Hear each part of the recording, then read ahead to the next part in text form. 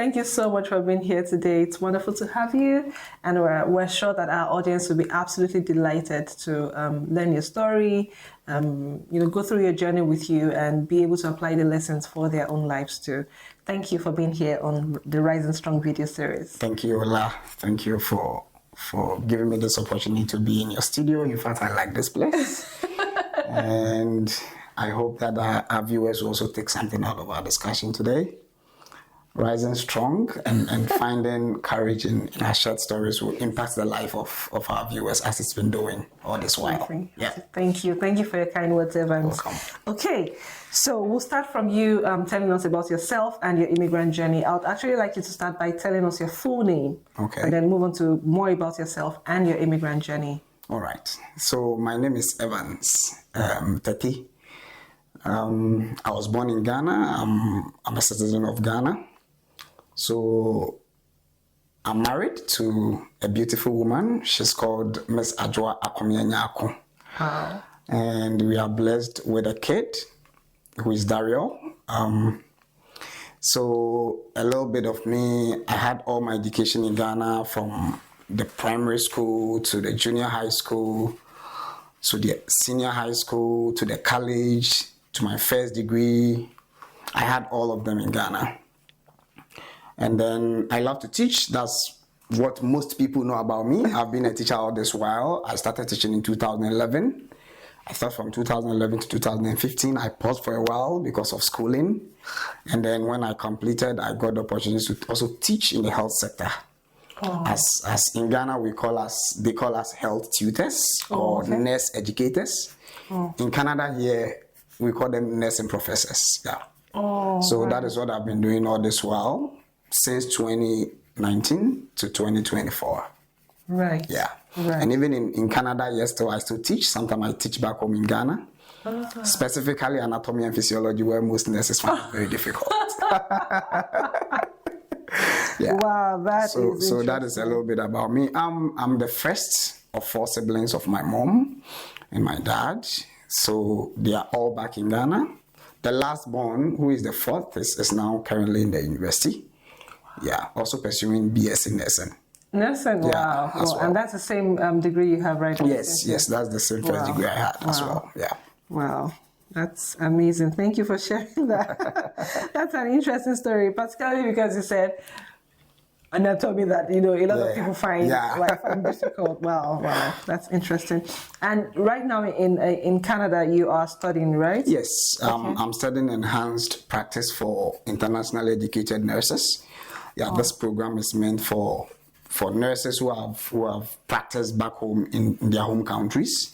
And so you come here and there is a little bit of touch, when you compare the health system in other countries, comparing it to the Canadian system of health delivery, it's a little bit different. Okay. And so let me say from where I come from, there's a little bit of updates on the health system compared to where I come from. Okay. And so this program is geared towards shaping nurses from other countries who are still practicing. Yeah. So practically that's the program I'm studying. It's also a nursing program. Wow. Yeah. That's interesting. I would like to learn more about that later. Okay. But let me move on to the next. So that's very similar to what we have right now, actually. Yeah. Talking about your current occupation, you're studying, and then are there other activities you're engaged in on the side, maybe like a part-time job or volunteering or any of those things? Have you found an avenue for you to in Canada do your teaching that you love to do here? Oh, okay.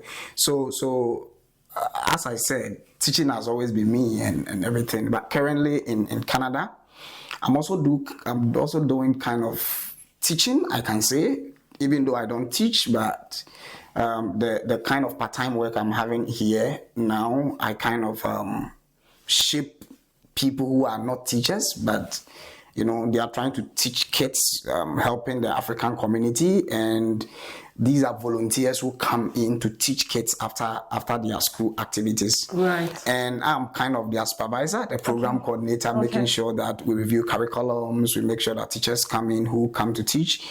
I take them through how teaching is like and how teaching should be done. And so it's like all my life, apart from the nursing practice, teaching has always been me and been part of me. and I produced a lot of people back home in Ghana. I have nurses that I've taught. Currently, they are working in UK. Even in Canada, I have a student here who is Saskatchewan. Wow. She's a nurse there. I don't know if I have to mention her name, but she's also in Saskatchewan practicing nursing. And I think she's also having a BSc program there. Right, Yeah. right. I think that's the beauty of being a teacher, right? Yes. A lot of people go through you and you get to see them doing wonderful things with their lives, and it's I bet that's quite fulfilling. Yes, it's motivated us a lot. And I can remember sometimes one day I was traveling from where I work in Ghana, and on my way a policeman just stopped me at a barrier. I just realized it was my own student. No. And that was just fun. He was like, "Oh, sir, I'm sorry, I didn't know you were the one." I said, "Do you want to still take money from me?" He says, "No, sir, please go." And it's fun. It's fun, especially when you impart knowledge to people. Yeah, so shaping lives. Yeah. And I like how you talked about your experience here being a program coordinator for that program where volunteers teach children.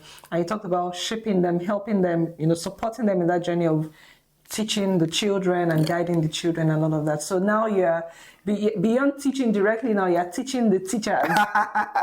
You're building teachers of people and building more generations. That's wonderful. That's amazing. Thank you, and thank you for doing that. Thank you so much, Salah. So, talking about your current journey now, you've talked about studying enhanced nursing, enhanced practice for internationally educated nurses. Wow, that's a really long name. So the question was going to be about the relationship between your career from back home and what you do currently. Okay. You already kind of talked about that, but if you could shed a bit more light, because this is quite interesting. I know a number of nurses, and I'm not a nurse, but a number of people have said, "Oh, it's challenging to be able to practice here. You have to go back. You have to, so many requirements and all of that." So maybe you could spend some time telling us about that course that you're studying right now. Was it something you chose from back home? Was it something when you got here, you decided to do it? How is that going for you in terms of that transition? Okay. Always finding yourself in a new environment has not been that easy. And when you compare the health system back home, not in Ghana alone, let's say Africa, the health system in Canada is more advanced. Compared to more advanced, I can really tell you. That has not been my experience. No, maybe that's not been your experience. Don't mind me. I was just joking. But when you compare the kind of machineries, when you compare the kind of because I can boldly tell you that there are a lot of hospitals in Africa that sometimes when you even want dialysis, it will be very difficult for you to get it. Sometimes if you want a hospital that is well specialized in cardio, it will be very difficult for you to get it. And so when you compare the health system wise from back home in Ghana or in Africa to that of Canada, I can really tell you that there's a build-up. There's an upgrade, a little bit of upgrade. And so sometimes when you come to this system and the kind of program that I'm going through, in Ghana, even though I was a health teacher, I was a registered nurse.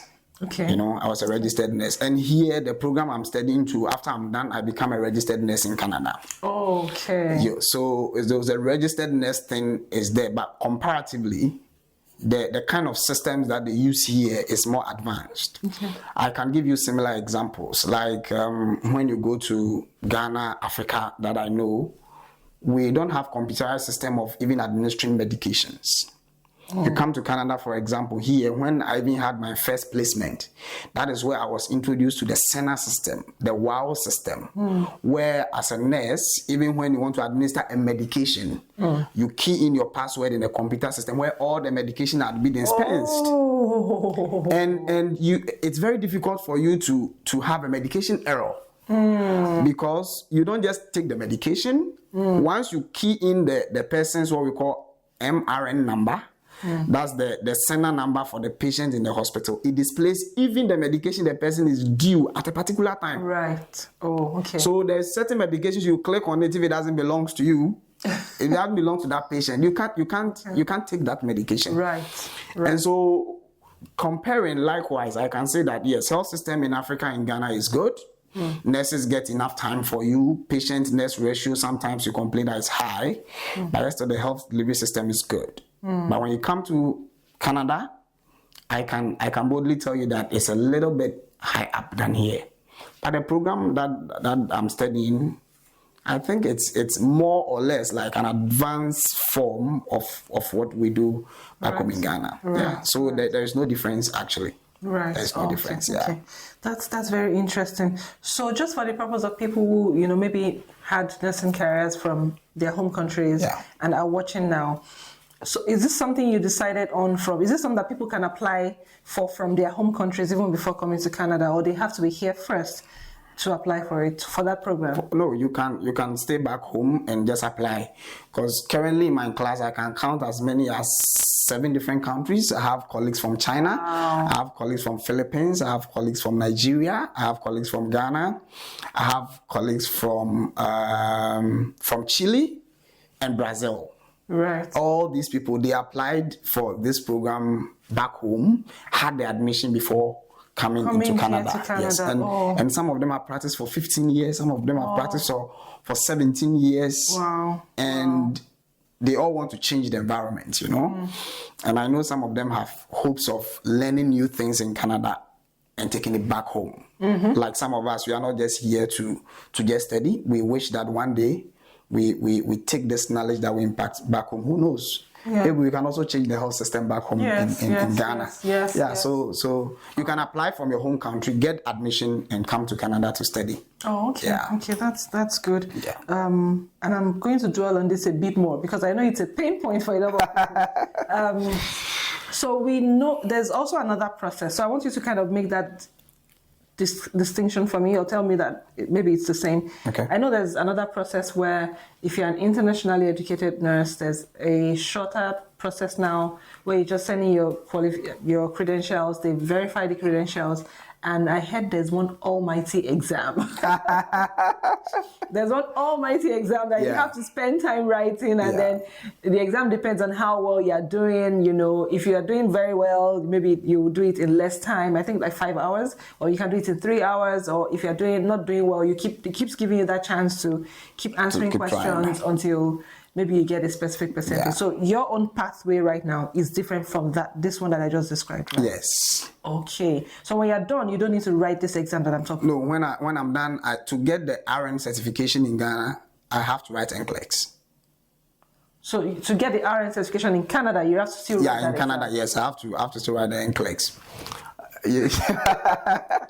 I just fainted on your behalf. One thing is that when you look at the nursing education system back home in Africa, in Ghana, where I come from, it's not different from what is being done here. But imagine that you have an NCLEX question that's asks you that, why is it that you are administering a medication like a beta blocker, a beta adrenergic blocker, and you are not supposed to give the person a grapefruit juice? Why don't you have to give that fruit juice? How many hospitals in Ghana, how many people in Ghana, how many people in Africa have grape juice in their fridge? How many patients come to the hospital and in that same hospital, there is a fridge that somebody can apply, somebody can just tell you, I need an orange juice, I need a prune juice, I need a grape juice, I need a ginger ale juice just to take my medication. I need an apple sauce just to take my medication. Oh. But here in Canada, it's common. Oh, okay. I think I get what you're saying. So there is certain knowledge that you not even read it in book. Okay. You understand that? You get it on the field of practice. Okay. And so for you to even be able to answer this question in NCLEX, you have to, what in my country we call chew and pour. You have to get the question somewhere, chew it and pour on paper and answer. Once you go through the education system in Ghana, in Canada here, you see that when you are done, writing NCLEX becomes very easy for you. Okay. And most people will also try to come and then have the feel of the Canadian education system, because after you go to school, they know it is very easy for you to get residency. Okay. Yeah. That is one. Another aspect is that writing the NCLEX exam back home is very difficult. Oh, Very, very difficult. yeah, it must be difficult because you need Yes. contextual knowledge, right? You need contextual You need knowledge of the environment. That is yeah, thank you for sharing that. And this NCLEX question is based on practices within Canada and US. Okay, I understand that. And the system of practice is a little bit different. When you compare the system of practice to Ghana, especially Africa, and the system of practice here, there is a lot of difference. And this certification is based on US and Canada. So when you come here, have access to their education system, upgrade on what we have back home, I can tell you one of the best nursing education that we have, you can get it in Africa. I can boldly tell you, I'm a teacher, I've been in the health system, and I can tell you. Because the things that I teach my students back home in Ghana is no different from what I'm doing here. You understand that? But there are some technical things that you will know it easily when you are here. Yeah. And so people decide to apply, come here, come and have a feel of the education, visit the hospitals, work in them as part of their field placement. You get a little bit knowledge, and writing the class become very, very easy for you. Very easy. Yeah. Well, that makes a lot of sense. Yeah. And just because I'm loyal to Africa, I'm loyal to Canada too. But just to make a bit of a clarification, it's not as if grape juices and all of those things are not available. No, but I don't know if it's the same thing in Ghana, but in Nigeria, it's like, how can you be sick and you're still taking those things? So they are not readily available in the hospitals because they are considered, no, you're not feeling well. So you should not even be taking something cold. You should not take that. You should not take this. That is it. So it's not even going to be a question for you to think about. I don't know if in Nigeria you visited a health facility where they can tell you cannot take your medication with chilled water, ice. You cannot. Water here in Canada, all patients that come take ice.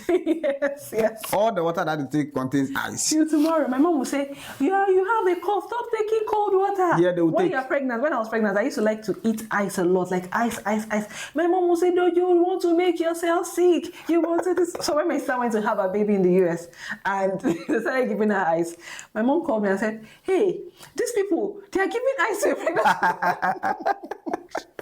I said here people take their medication crushed in chilled applesauce that has been taken directly from the fridge and it still works. Yeah. you know? Yeah. So that's the context. That's the context. So now I understand. I used to be so upset about why are they making people go through this stress? It doesn't make any sense. But honestly, I think you've shed so much light on that for me, particularly. And I think for a lot of people to even how to study. Yeah. Even how to study. You talked about how to study because maybe somebody was focusing on, and I was telling my husband the other day that maybe by like 5 years old or like 6, a child already knows 1 to 1,000 where I'm coming from. Yeah. But here, maybe the child only knows 1 to 5. But that 1 to 5, the child will know that 1 to 5 in like 50 different directions. What to do with 5, how to use 5, where is 5, spelling of 5, definition of all sorts of things like that. Yeah. So there's a deeper dive, right? So I like what you said about that. I really love that example you gave because now somebody knows that I don't only need to study the technicalities around or what is this, what kind of infections are these, what kind of medication, also about the system and how things are perceived, what's the culture, what's normal, what's not, what's acceptable. I love it. Thank you. Thank you. I think you may just have helped somebody to pass. Did you say NCLEX? Yeah, NCLEX. Please spell it out for me. NCLEX, NCLEX. EX. NCLEX. Okay. Yes, NCLEX. Okay. I think you may just have helped somebody to pass it. If I was studying for that exam, this information will help me prepare better, honestly. Yeah. Now I see why you're really a teacher. Thank you very much. Thank you for sharing all of that. I think we spent so much time on that, but somebody might find it valuable. Yeah. So just in terms of our personal journeys and the challenges that haven't we all faced challenges, right? So if you could shed some light on some of the challenges you've experienced here since you arrived in Canada. When did you arrive in Canada?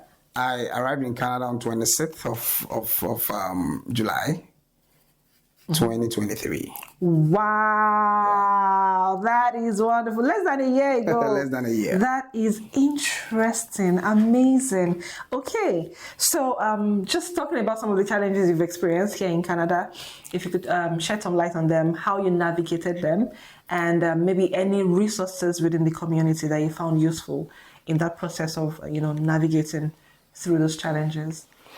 Okay. I want to answer that question by starting from my journey to Canada. Okay. There are two groups of people or immigrants that come into Canada. Okay. One group is people who are not really doing well in the context that they are unemployed, they don't have any job, the system is making them unemployed. And so even at the end of the month, I don't know how much, let's say in Ghana, even at the end of the month, they are not able to get 1,000 Ghana cedis to live on. And that would be an equivalent of how much in Canada? Let's say $100. $100. Oh, that's... Yes, that's $100. And so they want to migrate and come to Canada just to make sure that they get something little to survive. Because if they even get a place that they are just washing or whatever, they get little money, they send back home and they are okay. Then there are other group of people who are well-to-do. Well-to-do, I will not say I'm well-to-do. Let's say somebody who is a professor. Because in my class, I have a lady there who is a nurse manager.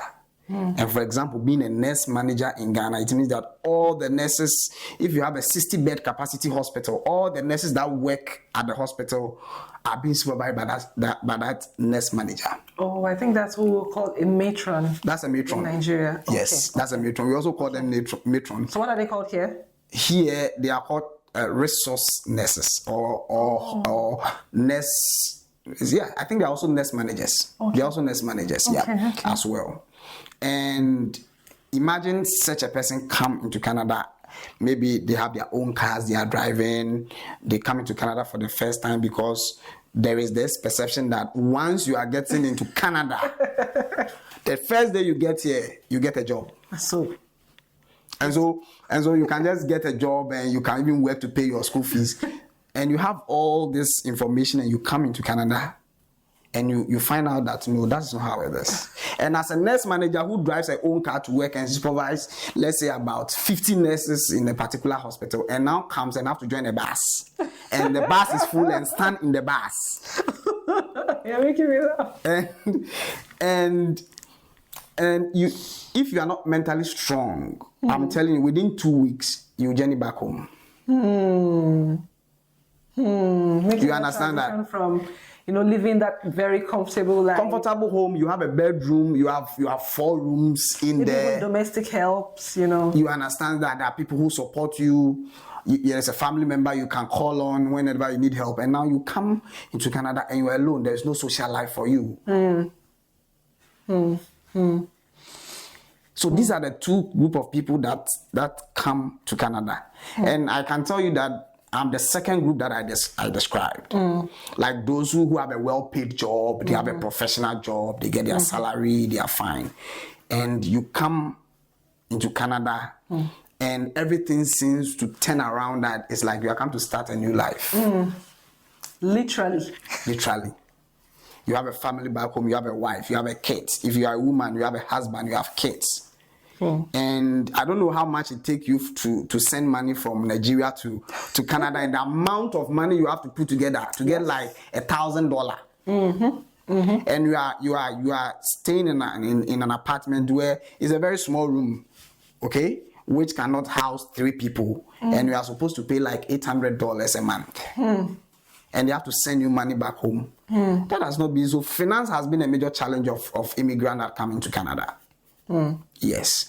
And I can tell you that even though I had plans of studying abroad, coming into Canada to study, I can boldly tell you that by the help of one man, he is Dr. Kingsley Ajimai.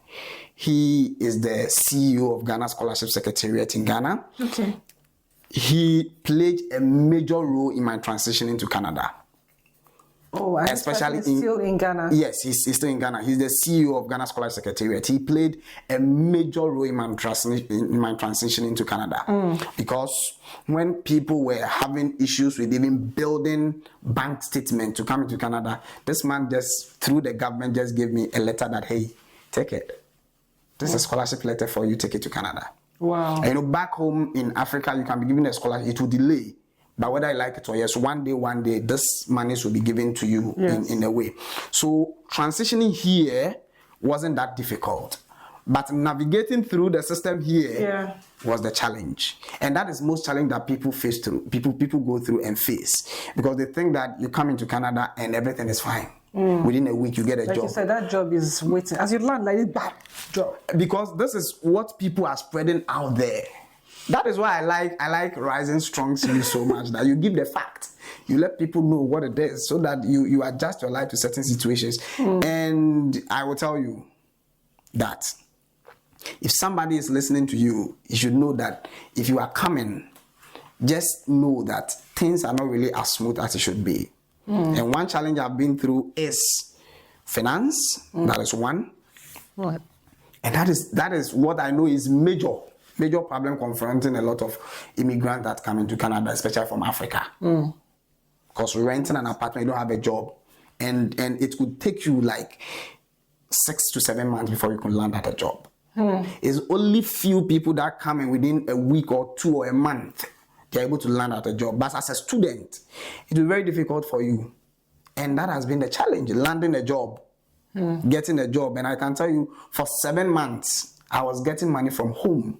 Wow. From my wife, from family, Wow. from my in-laws, Wow. from work. Wow. I can't remember when immediately I got to Canada, I just told my boss, my principal of my college, that boss, I'm in Canada. He says, okay, I hope you enjoy your stay. Just take this thing and use it for rent. And he gave me an amount of money that could give me a month to rent a room for a month. Well, that makes me want to employ you, actually. If I had like a company, I would want to. Because that says to me that you were an amazing employee. Yes. When I was leaving, my principal didn't want me to come. Wow. He said, you're a young man. I don't have any option. I have to let you go. Wow. And when I got here, he gave me something. So if you don't have that support from home, it will be very difficult for you to go through that system. If you think that you can come here and just get a job within a week, please. Thank you again. You have to go through like 6 months. And so if you want to transition and come to Canada, you should prepare financially. Prepare financially. Before you come. Yeah. If not, financial. Yeah. There's also something else you mentioned. There are people who are hallucinating. There are people. I met this gentleman at a place that I don't want to mention. It's a student apartment here in Kitchener. And I met this guy at a reception. He was sitting down talking to himself. I just sat at that point. No, hold on. You meant hallucinating for real. Like people yes. I thought you were trying to say people hallucinating and thinking, No. So, see, I went to sit at the reception, Ola. And when I was sitting down, I saw this cues that this guy was making. I personally take good note of people's nonverbal cues. And when this guy was sitting down, I realized that no, this guy, there's something. So I just approached him. He's a black guy like me. So I was like, gee, are you okay? Just thank you, man. I just wanted somebody I could talk to. Oh no. Wow. And he's been in Canada. He had the information that he can come here, get a job, and will use that money to pay his school fees.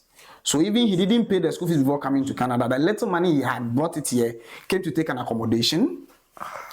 And now he's living in accommodation. He has paid accommodation for 6 months, but he couldn't get money to pay his school fees. And so once he's not able to pay his school fees, he cannot work with a SIN number. So that he can be paid through SIN. And even he has not even gotten some of the job. And now the 6 month duration of the rent that he paid is due. So he tells me that whenever he is in his room, he hears voices. And that is what we nurses call as auditory hallucinations. Yeah. He hears voices. And so he can't stay in his room. And he's left with like 2 weeks for the month to end. And he's wondering what he can do for these 2 weeks. Where is he going to get money to pay for his rent? Is he going to seek an asylum? What is he going to do? And so these are the challenges that people are going through here.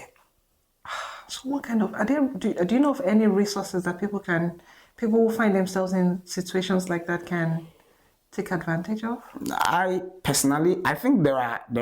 I was very happy when I saw that in Kitchener, Waterloo, Cambridge region, there are Nigerians have associations, yes, Ghanaians have associations, Sudanese have associations. All these people I think in a way, if you talk to them, I think if even they cannot help you navigate entirely through your stay here, there is what we call an interim intervention. Something that abruptly, maybe if you need a support like a month, they can help you, they can give you food, maybe financially they can support you. Maybe even listening like you did for that person, right? Yeah. Even getting people to just talk to and advising you as to what to do can help these people navigate through the system. And these are some of the challenges people are going through: landing at a job and financial constraints. Wow. Thank you for. And that is the same thing. I stayed here for 7 months before getting a job. Yeah, 7 months before getting a job. I think everybody is going through that same process. That's very. Thank you for sharing that. That's fine. I feel my heart goes out to that person. I hope they find all the help that they need. I know the Canadian Mental Health Association, because that seems like a mental health challenge for me. And the problem with these things is that once it's like a domino effect, right? Once one thing happens, it then begins to affect so many other aspects of the person's lives, of the person's life. So if somebody is really struggling with their mental health and it's not addressed, there might be a challenge with finding and holding a job, or maybe even being able to go for interviews, right? And look good and go for and prepare adequately and all of those things. So I think there's need for that opportunity for people to get intervention as quickly as possible. Yeah. And so that it doesn't get too bad. Yeah, and Ola, that is one thing I commend the government of Canada. There is this thing we call mental health first aid. Mental health first aid. It's called MHA. That is the short form. Okay. And it's a short course that are available to people, especially within the health sector. Okay. Back home, when you are studying nursing, you can do maybe mental health as a course in school, or psychiatric nursing, but we have special psychiatric nurses for that.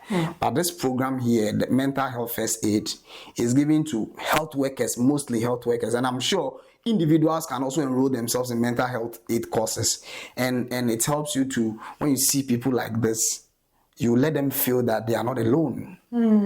They are not the only people going through this process, and sometimes you can recommend mental health resources? Yeah, resources for them, mental health kind of interventions for them. Just call 911. Maybe they will come in, talk to them, they will take the person to a hospital where there is mental health, blah, blah, blah. And then they are going to help them out. And I think it helps. Right. It helps, Right. And I know I think it's time for us to put out that CMHA video, because I know Canadian Mental Health Association also has services targeted towards Black people. Yeah. So it's not like, getting lost, because some people don't want to access the services because they feel like they don't understand me. Yeah. When I go there, they won't get what I'm saying. Yeah. They don't get my context. But there are services for, Black people, specifically. I know also that the experience of the Black person might be different from the experience of a recent Black African immigrant. Yeah. I get that. Yeah. But at least it's somewhere. It's something. Let's start from somewhere so that people can begin to get this help. Honestly, it was very heartbreaking for me when you shared the story of that person who was hallucinating. I hope they have found some help. Yeah, sure. And things don't go downhill for them. Yeah. So thank you for sharing all of that. Fine. Thank you for sharing all of that. And that also ties to, because I was going to say, talking about isolation, that also ties to isolation, because if that person had just that conversation, you just might have helped to save a life. Yes. Funny enough. Yes. You never can tell. So thank you for talking about all of that. Okay. And this is also similar to what you shared already, but beyond your own personal experience, I think you've also talked about, and it's okay for you to say that covers it. That's fine. Talking about immigrants generally now, people generally who come in, they're trying to settle, or everything you described, thinking the job, will get her, this one, all of those things, and then it just doesn't happen. The disappointment, sometimes people even get that job, but it's not even in their career space. It's not on the level that they were at, when they came from their home country. And I know that this is me speaking from my narrow experience. There's a wider view that I acknowledge, but it's not really my experience. I'm not able to speak on that. But I feel like a lot of people from, I don't want to say Africa generally now, but maybe I should use my own example, because I'm Nigerian, Yeah. from Nigeria, Yeah. come from a position of privilege, that position you described. Yeah. Because even to buy tickets, it's not cheap, right? Yeah. To pay school fees Yeah. and convert the money, it's Yeah. not cheap. Yeah. Even if you come as a permanent resident, all of they're not cheap. So you must have had a level of privilege, and then coming here, everything you described, no job, or maybe there's a job, is not on the same level. The job is there, but you don't have time for your family. You have to do 2 jobs, all of those things. And then people find themselves struggling with their mental health. Yeah. You know, we've talked about the mental health first aid, which I think is an amazing thing. I think I've seen it somewhere before. I need to go back and maybe even take the course because of the nature of the job we're doing right now, to see if we can have those skills to be able to manage those conversations. But are there other, you also talked about connecting with cultural groups. You know, I found connecting with cultural groups very helpful, even before we came to Canada. But apart from all of those ones that you have shared already, are there any other resources or any thoughts or even any words of inspiration that you want to share for anybody going through that tough phase? Social life here, it's something that you cannot get. Social life, where in back home you can just visit friends, walk to people, just even meeting people to greet them is a problem for you. Sometimes you meet our own black people, they will just see you, look at your face and pass by. Sometimes it's not their fault. What they are going through, you cannot just imagine. So I encourage that when people are going through some of these things, they have to seek for support. Talk to people. Share your problems. Once problems are shared, it's a little bit, in a way, solved. And whenever you think that you are in situation that you cannot deal with it alone, even if you have flatmates, talk to them. Who knows? You don't know where your help will come from. Call home. Let your family know that this is what I'm going through. Maybe they might have a support to give you up here. It is better than keeping it to yourself. Right. And at the end of the day, you see that you go through a state of psychosis, a mental disorder that now you are depressed. You don't talk to people, you are not able to express your feelings.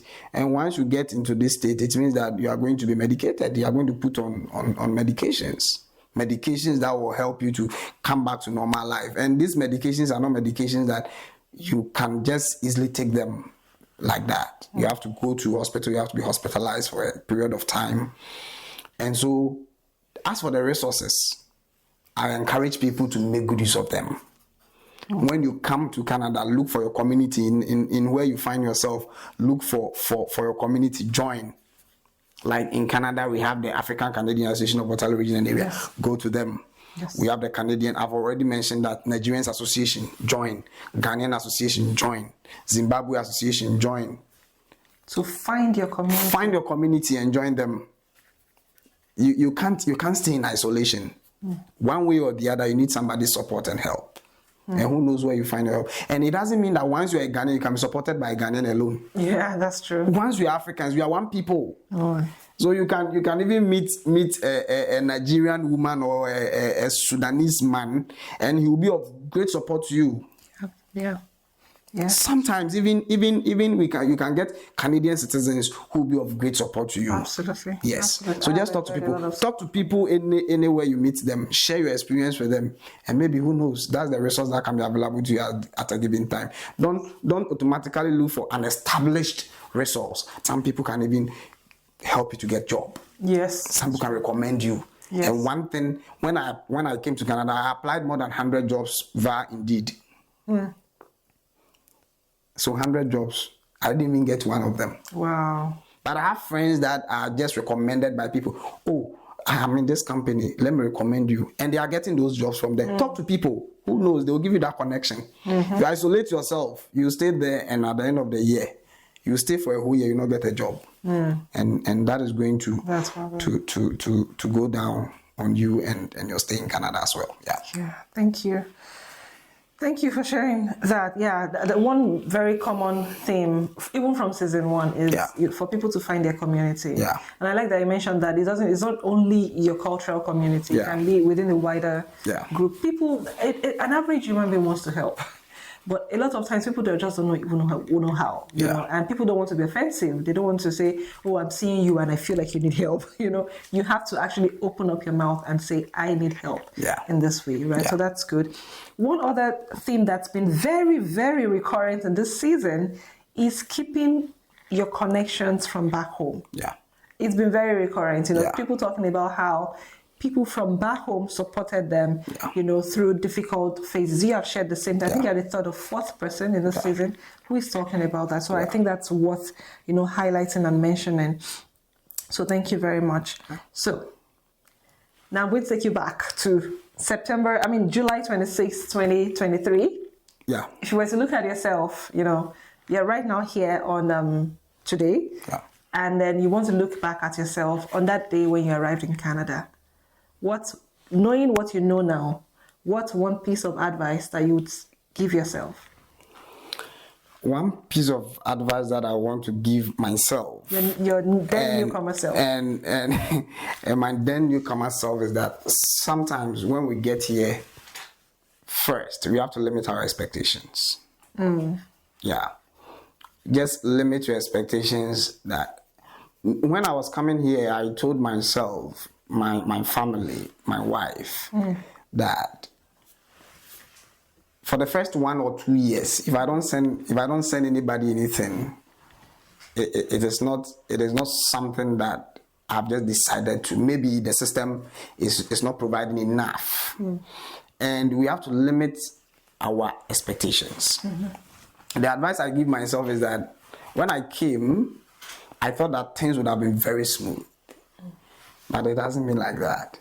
It has been tough. I told you that I have to pay my own school fees for like 2 semesters. And when you come, imagine you are coughing out $10,000 every 4 months. It's not going to be easy. And so the advice I give myself is that anytime, if I can go back to time, then I'll say that if I'm coming back to Canada, I have to prepare very well before I come. That's the advice. I have to prepare very well. And when you are trying to come to transition into Canada, try and know if you know other people around. Your locality where you are going. Try and know if you know other people around. Share with them. You know, back home in Africa, I don't know when you were coming to Canada, you told your family members that you are traveling. We don't now. You don't tell anybody. You keep quiet. When you arrive, I you don't now know. call back and say, "Oh, I'm now in Canada." You know, before I come to Canada, somebody told me I have an uncle the person told me that he has an uncle who went to Canada, and he told everybody he was leaving. And when he got to Canada, the room he slept, when he woke up in the morning, his shoes were back in Ghana. So in their family, is that village people? Do you use village people too in Ghana? Yes. Yes. So in their family, when you are traveling, you don't tell anybody. Do you understand that? But one way or the other, if you know people already in Canada, talk to them. And tell them. Tell them, I'm coming, brother. Do you have any place for me to sleep? Maybe, who knows, they can support you for the first 2 weeks. Yes. They can even help you to go through the system, tell you certain things, reality on the ground. Yes. It's different from hearing on the internet or whatever, or reading. Experience is the best teacher. People who have experienced the system, let them talk to you. Let them show you the right path. Right. And that will help you. And if I'm supposed to go back, then these are some of the things I will advise myself on. Because when I was coming, I didn't know anybody. I have to come to alone. I stayed in an Airbnb for 5 days before I had to move into an accommodation and paid like $850 every month. I stayed there for only 3 months. I have to move to another place. You can imagine. Yeah. If you know people who are here, sometimes they even receive you from the airport, take you home, you feel at home. Maybe you spend 2 days with them. That 2 days, they can spend ample of time and give you a lot of information. Yeah, and I think it helps. That's very helpful. Yeah. Thank you. You know, talking about limiting your expectation, preparing very well. I mean, I'm guessing that you mean financially, because you give financial examples, and also emotionally too. You know, just being prepared emotionally. Mentally. Mentally, yes. You have to be mentally strong. prepared. Yes, you have to be strong. And then trying to connect with people around who are already on ground, learning from them and all of that. I think connecting with people on ground actually helped us because we were able to find very affordable accommodation. Even though it was in the middle of COVID when we came, we found affordable accommodation. In fact, food was waiting for us. By the time we arrived, they had cooked for us. Yeah. You know, and these were complete strangers, but it was somebody we know who connected us you to them. And they were supposed to be, they ended up being our landlords for about 5 months. Yeah. And the level of support they provided. Yeah. It helps. It helps. Unbelievable. So we cannot even relate with a lot of the struggles that newcomers go through. Yeah. Just because they provided that cushion for us. And it's because you got somebody who linked us up connected you with to them. somebody. Yes. And it really We're going helps. to go to a different city, but this person, my husband's friend, said, "Oh, no, come to my city, it's fine." And then I checked online, I saw that it's a thriving region. Yeah. You know, there are many businesses, you know, I did that research. And they said the amount we paid for accommodation was less than half of the amount we were going to pay in another city around the GTA. Yeah. So it was very helpful. So that's not a piece of advice that anybody should take for granted. Yeah. You know, finding people that you know around who can come. And even though I didn't know anybody when I came, I knew a few friends that I spoke to on phone, but they were not close to this region. They were not in Ontario. But after I came, I think I mentioned this community joining and everything. Yeah. The Ghanaian Association really helped. I didn't even know there was a platform. I have to join platform. There was this the president Nanayao and Dr. Percy, and you can even call them on phone and they'll give you advice. Do this, do this, do this, do this. Sometimes they'll tell you, and this is going to help you, and it really helps. Just connect to people. That's wonderful. Yeah. That's wonderful. Those people you mentioned, they are people we know in the community. Oh, okay. And they are amazing. So thank you. Thank you for mentioning that. Welcome. And it's wonderful. Just like you said, it's not about just even being Ghanaian. No. Like we're Nigerians and we've received, support from Dr. Percy. So that's good. Thank you for sharing that. Welcome. Okay. So that takes us to the end. That brings us to the end of the serious part. Oh. So the task now, we call it the mystery activity. Oh. So it's nothing serious, don't worry. You will select, we have 1 to 14 activities or tasks, if you would call them that. How many? 14? 4. But you only need to select one. So you tell me, you just pick a number from 1 to 14. I'll tell you the corresponding task and you will have to do it. Okay. So let me go for number 13. Okay. A throwback challenge. Okay. So what you need to do is to share a nostalgic memory or moments from your past that has helped shaped your view in life. Okay. So when I was in the nursing training college, I did diploma program in nursing before coming to do my BSc program. Okay. So when I went to school as this poor boy, not poor, but let's say a middle income family. And my program had a certificate program. We were the first batch to be enrolled in a diploma program. So when I went, I had a lot of experiences with colleagues and my seniors. And we were just told one day that, hey, because you people are the diploma program, we want you to come and take up vice positions. And I was fortunate. We contested for positions in my class. Oh, okay. We're 3 who contested for SRC president, vice. And SRC being Student Representative Council. Okay. The vice president. And I was elected. And so that was in first year. Wow. In college.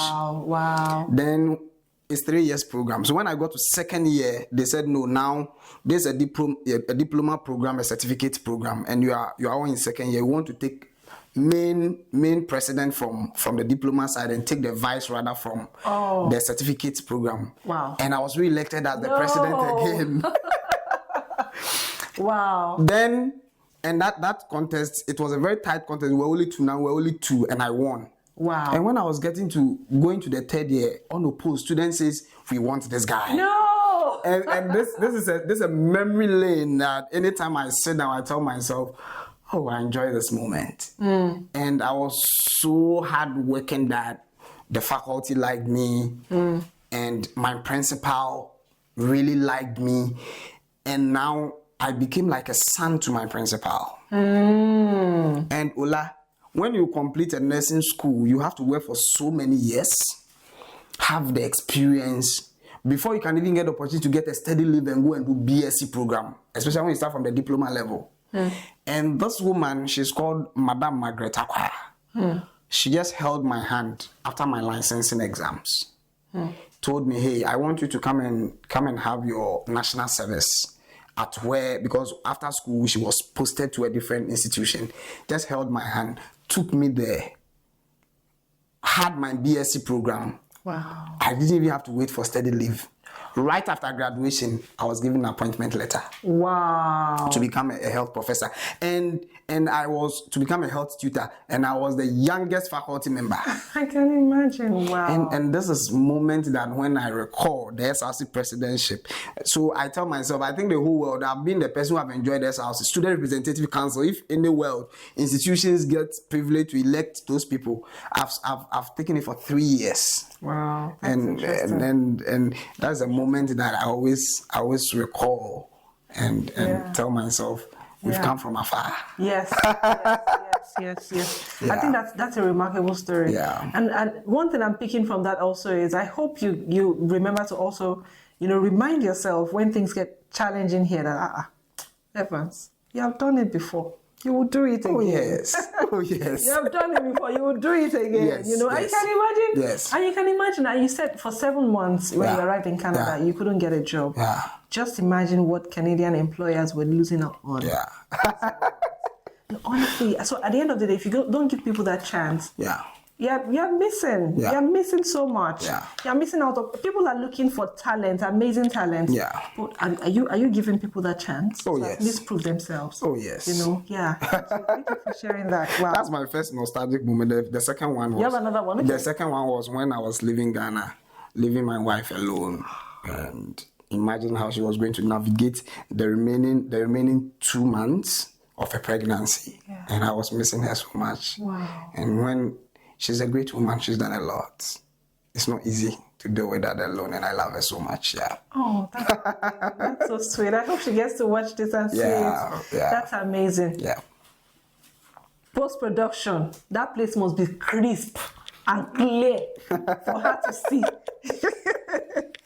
That's wonderful. Thank you. And I know you mentioned that you have a son now. Yeah. And it's 5 months old. It's going to be 6 months. He's In doing a 6 couple of months, weeks, right? in 7th of May? May. Yeah. Wow. I was also born in May, so that's nice. Oh wow. That's wonderful. Congratulations on that. you. And I hope you get to see them very soon. Yeah, sure. Well done, Sure. well done. And my regards to your wife. And I will tell her. Miss Adriana Kwankome, I will tell her. Yeah.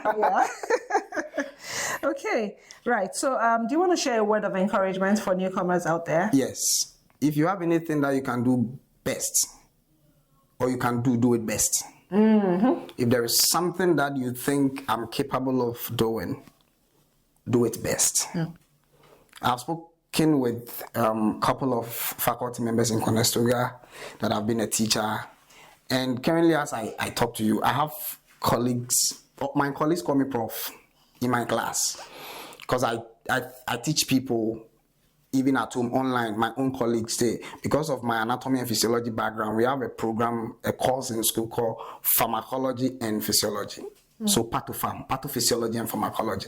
And they have to book online for me to teach them after it's been taught in class. Wow. So they call me prof. Wow. And I think that if there is a recommendation, I don't think even my colleagues will hesitate to tell me that, please, employ this guy, he's good. Mm-hmm. And I look forward that after my program, if there is an opportunity in Conestoga, like maybe PSW, where they do anatomy and physiology, and I get the opportunity, I will apply. Yes, absolutely. So do what you can do and do it best. Yeah. And let people know you can do it. Don't be timid. Mm-hmm. Don't hide it. Mm-hmm. If you hide it, you die with it. Yes. That is my advice. Absolutely. And once you are transitioning from Africa and coming to Canada, don't see yourself as inferior. Canada is a community where it's comprised of diverse population. They accept everybody, irrespective of your cultural background, your ethnic background, where you come from, your color. Mm-hmm. Be proud of yourself that you are part of the community. and explore. There are good things that you can avail yourself to. Yes, Yeah. absolutely. Thank you. that's my Amazing advice. pieces of advice. Amazing words of advice. And just in case, I don't know, I wanted to mention that you're not lying. You're saying the truth. You're a performer. Honestly, because just within a few weeks of you resuming at Akora, I got feedback that, I'm so relieved. This guy is amazing. Yes, that's what I heard. I won't tell you who said that. I won't tell you who said that, but that's what was said to me. Thank you so much. You can imagine joining an organization and your team, they're within a few weeks saying, I'm so relieved. This person is amazing. Thank you. So well done. Thank you for everything you're doing. Thank you for so being much. a positive example. Thank you for doing your best in everything that you do. Thank you so Thank much. you for pouring so much into those kids that you support with the homework club and all the volunteers. Thank you very much for that. Thank you so much. Thank you. You're welcome. Thank you for having me. Yeah. Okay. So let's go to the 100-second question spree. Okay. We have a number of questions, just short questions, nothing too serious for you to think too much about. I'll set the timer for 1 minute and 40 seconds. Okay. And we will try to answer as many of the questions as possible. Okay. So if there's any question I ask you that you feel like you don't want to answer, or you're not comfortable, or you don't like, or you don't have a ready-made answer to, just say skip. Okay. And we'll keep going. All right. Okay? So I'm going to set the timer now. Movies, music, or games? Which do you prefer? Music. Okay. What's the title of the book you're currently reading? Importance of being honest. What's your favorite Canadian fast food brand? Skip. Yeah. What's one word to summarize your Canadian journey so far? Amazing. 3 things in your mental wellness toolkit. Skip. One aspect of your culture that you're always proud to share. My values. What's one myth you would like to debunk about Black African immigrants? We are not empty. What's one resource you wish you had when you first arrived in Canada? Financial resource. Okay. What's the first thing you do in the face of challenging situations? Sit down and analyze situations. What's one aspect of the Canadian culture that you've embraced since immigrating? The way they accept people. What's an unexpected community resource that's been a game changer for you? Joining Accra. Joining Akora. Akora, Yeah. okay. Finish the sentence. We can embrace our cultural differences by... Accepting others' views. What's one thing you wish you knew before moving to Canada? I wish I am able to get all the information I needed in navigating through Canada before getting here. Right, okay.